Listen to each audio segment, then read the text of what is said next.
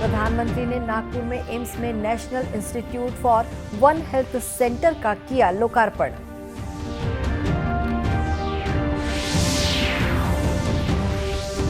प्रदेश की पहली वंदे भारत ट्रेन को प्रधानमंत्री ने नागपुर में दिखाई हरी झंडी।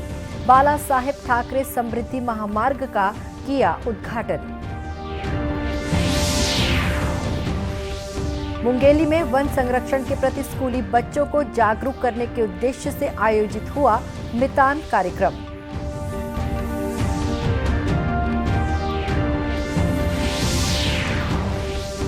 और केंद्र की जल जीवन मिशन योजना से कोरिया जिले के जगदीशपुर गांव की बदली तस्वीर। हर घर को मिली शुद्ध पेयजल के लिए नल की सुविधा।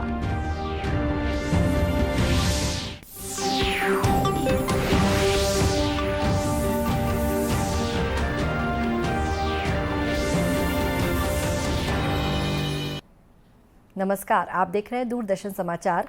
मैं हूं शुभ्रा भट्टाचार्य। अब समाचार विस्तार से।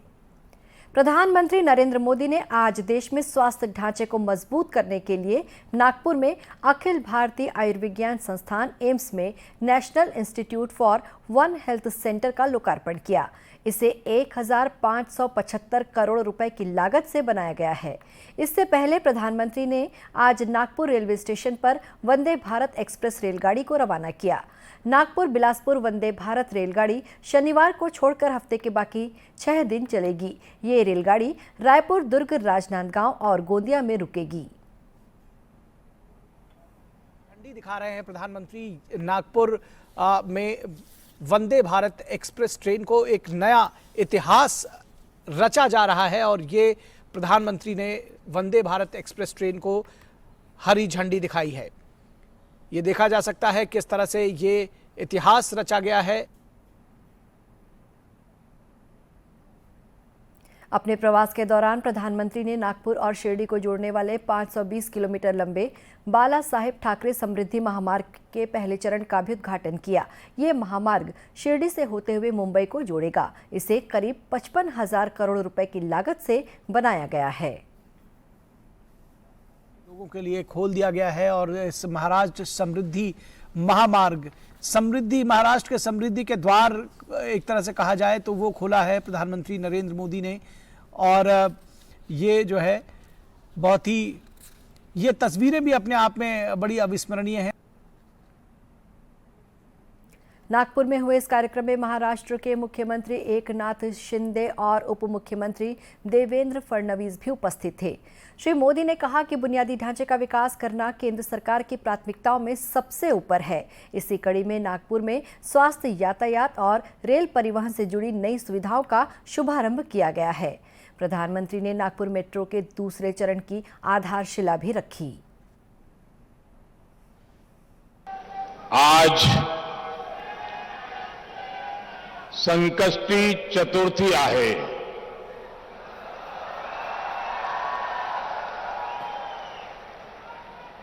कोणतेही शुभ काम करताना आपण प्रथम गणेश पूजन करतो। आज नागपुरात आहोत तर टेकडीच्या गणपती बापाला माझे वंदन।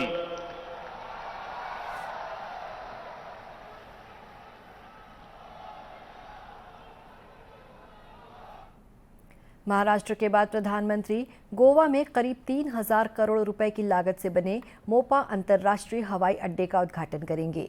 श्री मोदी 3 राष्ट्रीय आयुष संस्थानों का भी उद्घाटन करेंगे। मुंगेली जिले में वन विभाग द्वारा वृक्षारोपण को सफल बनाने के लिए एक अनोखी पहल की गई है। इसके तहत मुंगेली वन मंडल द्वारा नगर के स्कूली बच्चों को जागरूक करने के उद्देश्य से वन मितान कार्यक्रम का आयोजन किया गया। इसमें शामिल बच्चों को अपने घर, स्कूल और आसपास के खाली स्थानों पर पौधे लगाने के लिए प्रेरित किया गया।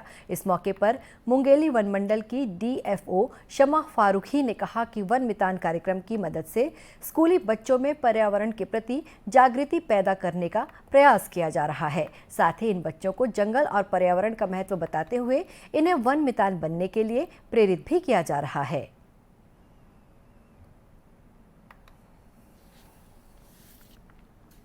आज वन मंडल मुंगेली के द्वारा वन मितान जागृति कार्यक्रम का आयोजन किया गया है। इसका मुख्य उद्देश्य जो है स्कूल में पढ़ने वाले बच्चों में पर्यावरण के प्रति जागृति पैदा करना है, उनको पर्यावरण का महत्व बताना है, जंगल का महत्व बताना है और जंगल में हम कौन कौन से प्रकार के कार्य करते हैं उनसे भी हम उन्हें अवगत करा रहे हैं। साथ ही हम उनको आज नर्सरी टेक्निक के बारे में भी हमने उनको कुछ प्रशिक्षण दिया है। अभी नर्सरी टेक्निक के बाद अभी हम उनको वृक्षारोपण क्षेत्रों का निरीक्षण करवाएंगे। वहाँ वृक्षारोपण तकनीक के बारे में उनको बताया जाएगा। इस अभियान के संबंध में मुंगेली जिला पंचायत के उपाध्यक्ष संजीत बनर्जी ने कहा कि स्कूली बच्चों को पर्यावरण और जल संरक्षण के प्रति जागरूक करना बहुत आवश्यक है। उन्होंने कहा कि स्कूली बच्चों के जागरूक होने से वन संवर्धन और पर्यावरण संरक्षण का लक्ष्य आसानी से पूरा हो सकता है। उन्होंने बताया, मुंगेली और आसपास के घने जंगलों के महत्व को देखते हुए इन बच्चों को पर्यावरण संरक्षण की शपथ भी दिलाई गई। आज फॉरेस्ट डिपार्टमेंट के द्वारा रखा गया था। इसमें हमारे जो स्कूली बच्चे हैं जिनको पर्यावरण को लेकर संरक्षण करना, मृदा संरक्षण या जल संवर्धन के विषय में विस्तृत रूप से जानकारी दिया गया, उनको भ्रमण भी कराया गया और सभी बच्चे उत्साहित थे और यहाँ पे बहुत चीज़ों फॉरेस्ट डिपार्टमेंट के माध्यम से सीखने को भी उनको मिला है और वो यहाँ एक शपथ भी लिया गया कि हम लोग पर्यावरण को लेकर संरक्षित रहेंगे, संवेदनशील रहेंगे। वहीं इस जागरूकता कार्यक्रम को लेकर स्कूली छात्रा हिमांशी लहरे ने बताया कि स्कूली बच्चों को वन संरक्षण के अभियान से जोड़ने के लिए ये एक अच्छी पहल है। उसने कहा कि बच्चों और युवाओं को पर्यावरण संरक्षण से जोड़ना देश और समाज के भविष्य के लिए एक अच्छा कदम है। मैम लोग तो हम लोग भी सीखे हैं, बहुत सारी जानकारी मिली है इससे, तो हम लोग घर जाकर सबको प्रेरित करेंगे और घर वाले को भी बताएंगे तो वो लोग भी और 2-4 लोगों को बताएंगे। इससे सब लोगों को प्रेरित होगा। कार्यक्रम में जिला पंचायत और वन विभाग के कर्मचारियों के अलावा स्थानीय लोग भी बड़ी संख्या में शामिल हुए। केंद्र सरकार की जल जीवन मिशन योजना के तहत अब प्रदेश के विभिन्न जिलों में घर घर तक नल की सुविधा मिलने लगी है। इसी कड़ी में कोरिया जिले के जगदीशपुर गांव में भी सभी घरों को नल का कनेक्शन दिया जा चुका है। इस नल के जरिए अब गांव के सभी घरों में पीने का साफ पानी लगातार मिल रहा है। जगदीशपुर गांव में 100% नल कनेक्शन उपलब्ध कराने के उपलक्ष्य में कल एक विशेष कार्यक्रम का आयोजन किया गया। कार्यक्रम को संबोधित करते हुए क्षेत्रीय विधायक अंबिका सिंहदेव ने कहा कि जल जीवन मिशन योजना से गांव के हर एक घर को पीने का साफ पानी मिलने लगा है। यह निश्चित रूप से एक बड़ी उपलब्धि है। जगदीशपुर के सभी वासियों को बहुत बहुत बधाई और ये हमारे लिए बहुत गौरव की बात है कि सरगुजा संभाग में ये पहला ऐसा ग्राम है जहाँ पे हम ये कर पाए हैं। जल संरक्षण के लिए सभी से यही अपील है कि आज पूरी पृथ्वी पे जो जल उपलब्ध है वो बहुत ही सीमित है। इसको हमको बहुत ही समझदारी से इसका उपयोग करना है जिससे आने वाली पीढ़ियों को इसकी कमी न हो। इस मौके पर लोक स्वास्थ्य यांत्रिकी विभाग के कार्यपालन अभियंता सीपी सिंह ने बताया कि योजना के तहत सभी घरों में नल कनेक्शन पहुंचाने के लिए सौर ऊर्जा की मदद भी ली जा रही है। इस विकल्प के कारण उन गांवों में भी नल कनेक्शन दिया जा रहा है जहां बिजली की सेवा नहीं पहुंच पाई है। शासन की महत्वाकांक्षी योजना जल जीवन मिशन है, तो उसके तहत हमने हर घर में नल के माध्यम से जल पहुंचाने के कार्य पूर्ण किया है और इसी उपलक्ष्य में हम आज हर घर जल का उत्सव मना रहे हैं। और चूँकि यह जल जीवन मिशन का लक्ष्य 2024 तक हमें प्राप्त करना है, तो हम इस दिशा में हर गांव के लिए यही स्थिति लाने के लिए प्रयासरत हैं। अगला जो हमारे गांव में काम चल रहा है, ग्राम सुरमी है, रोबो है और धर्मपुर है आदि बहुत सारे गांव में जो पूर्णता की ओर है। इस योजना से जगदीशपुर के ग्रामीण काफी खुश हैं। उनका कहना है कि अब उन्हें सुबह शाम पीने का पानी लाने के लिए दूर तक नहीं जाना पड़ेगा। इससे समय और साधन दोनों की बचत होगी। बेमेतरा में एक व्यापारी ने अपने मूल कारोबार के साथ ही बकरी पालन के शौक से भी आमदनी हासिल करने की अच्छी मिसाल पेश की है। कारोबारी विजय शर्मा ने जब बकरी पालन शुरू किया था तो उन्होंने सोचा भी नहीं था कि एक दिन इस शौक के कारण भी उन्हें अच्छी खासी आमदनी मिलने लगेगी। लेकिन राइस मिल चलाने वाले विजय शर्मा ने अपने राइस मिल परिसर के भीतर ही बकरी पालन शुरू करते हुए इसे अपना दूसरा कारोबार बना लिया है। उनका कहना है कि बकरी पालना उनके लिए पहले केवल शौक था, लेकिन अब ये एक गंभीर व्यवसाय बन गया है। किशनगढ़ राजस्थान से लाया हूँ सिरोही और गुजरी को, अलवर राजस्थान से लाया तोतापुरी को, और गुलाबी नस्ल जो पाकिस्तान का कहलाता है उसे बॉम्बे से लाया मैं, और चंबल से लाया हंसा बकरी को। हंसा बकरी ब्रीडर बच्चे सब। विजय शर्मा ने बताया कि सिर्फ 1 और 2 बकरी पालने से शुरू हुआ उनका शौक अब इतना बड़ा हो गया है कि अब उनके पास बकरियों की विभिन्न प्रजातियां मौजूद हैं। इनमें मुख्य रूप से सोजत, सिरोही, गुजरी, गुलाबी, पतीला, तोतापरी और हंसा प्रजाति के बकरे और बकरियां शामिल हैं। उनकी सफलता को देखकर नगर के अन्य लोग भी बकरी पालन को व्यवसाय के रूप में अपनाने के लिए प्रेरित हो रहे हैं। अब कुछ खबरें जिलों से।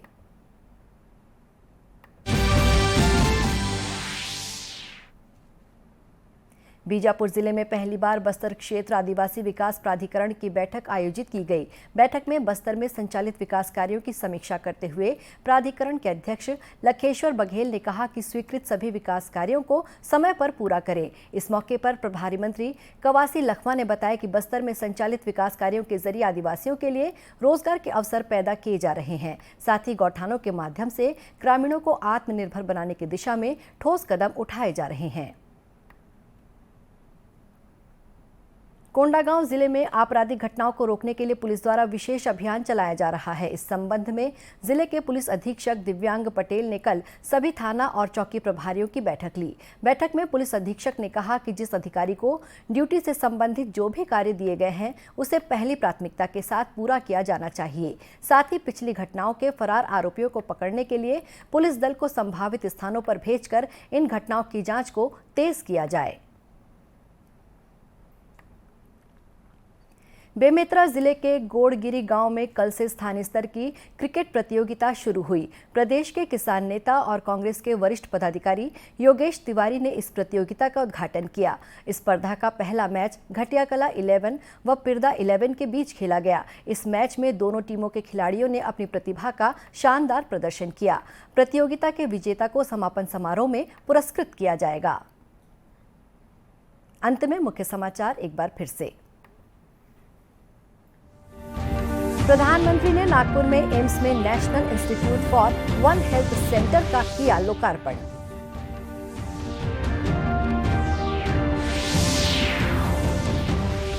प्रदेश की पहली वंदे भारत ट्रेन को प्रधानमंत्री ने नागपुर में दिखाई हरी झंडी। बाला साहेब ठाकरे समृद्धि महामार्ग का किया उद्घाटन। मुंगेली में वन संरक्षण के प्रति स्कूली बच्चों को जागरूक करने के उद्देश्य से आयोजित हुआ मितान कार्यक्रम।